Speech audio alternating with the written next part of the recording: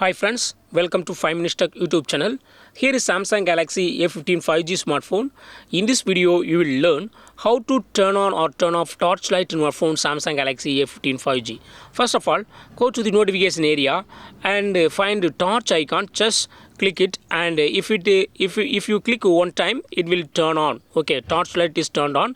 See in the back side near the camera, torchlight is turned on. Okay, if you are going through low light or if you are going through dark, then you can use torchlight to enhance light. Okay, if you would like to turn off torch after use, just go to the notification area again and again press press on torch icon, and it will be turned off. See in the back side, torchlight is turned off. So in this way you can easily turn on or turn off torchlight in your phone Samsung Galaxy A15 5G. That's all friends. Thanks for watching. Bye.